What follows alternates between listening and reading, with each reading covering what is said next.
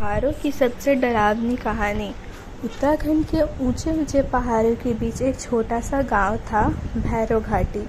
गांव इतना शांत था कि रात होते ही सिर्फ नदी के बहने की आवाज़ और जंगल में झिंगुरों की चीख सुनाई देती थी।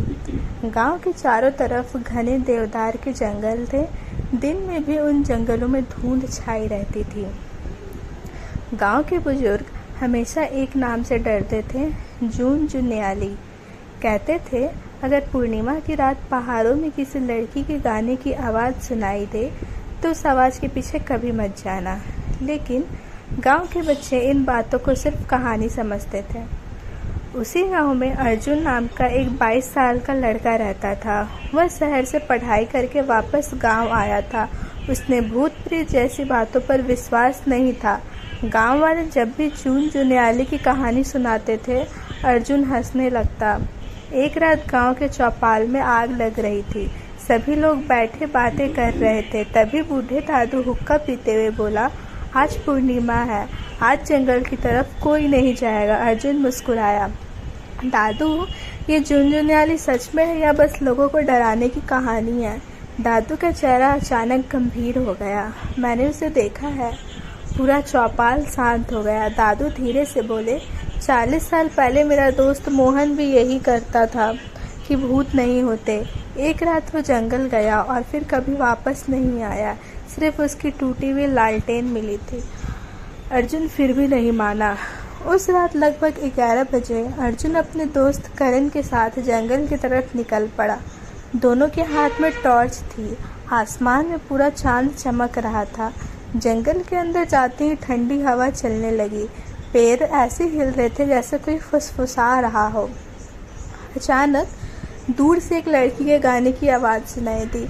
आवाज़ बहुत मीठी थी लेकिन अजीब भी। करण डर गया। अर्जुन, वापस चलते हैं। लेकिन अर्जुन उस आवाज़ की तरफ बढ़ने लगा। जैसे जैसे वो आगे बढ़ते गए, जंगल और घना होता गया। अचानक उनकी टॉर्च बंद हो गई। चारों तरफ अंधेरा। फिर चांदनी में उन्हें एक लड़की दिखाई दी। लंबे काले बाल, सफ़ेद कपड़े और हाथ में लालटेन। वो एक पत्थर पर बैठकर गाना गा रही थी। अर्जुन धीरे धीरे उसके पास गया। तुम कौन हो? लड़की ने गाना बंद कर दिया। धीरे धीरे उसने अपने चेहरा उठाया। उसकी आंखें पूरी सफ़ेद थी। करण जोर से चिल्लाया, भाग अर्जुन! लेकिन अर्जुन जैसे पत्थर बन गया था। लड़की मुस्कुराई। उसकी मुस्कान इंसानों जैसी नहीं थी। अचानक उसकी गर्दन धीरे धीरे पीछे घूमने लगी, पूरी 180 डिग्री। हवा तेज हो गई। पेड़ जोर जोर से हिलने लगे। करण डर कर भागने लगा, लेकिन उसे ऐसा महसूस हुआ कि उसके पीछे कोई दौड़ रहा है। जब उसने पीछे मुड़कर देखा तो वह लड़की जमीन पर नहीं चल रही थी, वो हवा में तैर रही थी। करण पूरी ताकत से भागा और किसी तरह गांव पहुंच गया, लेकिन अर्जुन उसके साथ नहीं था। गांव वालों ने पूरी रात अर्जुन को ढूंढा।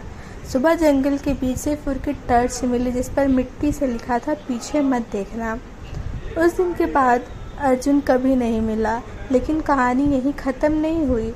कुछ महीनों बाद गांव में अजीब घटनाएं होने लगी। पूर्णिमा की रात कई लोगों को वही गाने की आवाज़ सुनाई देती। कई चारवाहे ने दावा किया कि उन्होंने जंगल में सफ़ेद कपड़े वाली लड़की को देखा है। एक दिन करण ने फैसला किया कि वो सच पता लगाएगा। वो गांव के सबसे पुराने मंदिर में गया। वहाँ एक साधु रहता था। करण ने साधु को सारी बात बताई। साधु की आंखें गंभीर हो गई। उन्होंने कहा, जून जुआली कोई साधारण आत्मा नहीं है। सालों पहले इस गांव में एक लड़की थी जिसे लोगों ने जादूगरनी समझकर मार दिया था। करण चौंक गया। साधु बोले, उसका असली नाम जूनी था। वो बहुत अच्छा गाती थी। गांव के कई लोग उससे जलते थे। एक रात कुछ लोगों ने उस पर काला जादू करने का आरोप लगाया और उसे जंगल में जिंदा जला दिया। मरते समय उसने श्राप दिया था, जो भी पूर्णिमा की रात उसकी आवाज़ के पीछे जाएगा वो कभी वापस नहीं आएगा। करण के शरीर में सिहरन दौड़ गई। उस रात फिर पूर्णिमा थी। अचानक पूरे गांव में वही गाना गूंजने लगा। लोग अपने घरे के दरवाजे बंद करने लगे। लेकिन करण ने तय किया कि आज वह इस डर को अंत करेगा। वह अकेला जंगल पहुंचा। इस बार जंगल पहले से ज़्यादा डरावना था। हर तरफ धुंध थी। फिर उसे वही लड़की दिखाई दी, झुनझुनयाली। वो मुस्कुरा रही थी। करण कांपते हुए बोला, तुम क्या चाहती हो? लड़की की आवाज़ अचानक बदल गई। मुझे इंसाफ चाहिए। अचानक करण को उसके पीछे जलती हुई आग दिखाई दी, जैसे कोई लड़की जिंदा जल रही हो। करण समझ गया।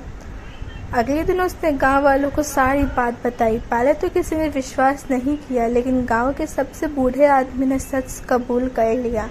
उन्होंने माना कि सालों पहले गांव वालों ने डर और अंधविश्वास में एक निर्दोष लड़की को मार दिया था। उसके बाद पूरे गांव ने जंगल में जाकर पूजा की। उस जगह पर एक छोटा मंदिर बनवाया गया। कहते हैं उस दिन के बाद कई सालों तक झुनझुनयाली की आवाज़ सुनाई नहीं दी, लेकिन आज भी उत्तराखंड के कुछ पहाड़ी इलाकों में लोग कहते हैं, अगर पूर्णिमा की रात जंगल से किसी लड़की के गाने की आवाज़ आए तो कभी उसके पीछे मत देखना, क्योंकि हो सकता है वो झुनझुनयाली हो।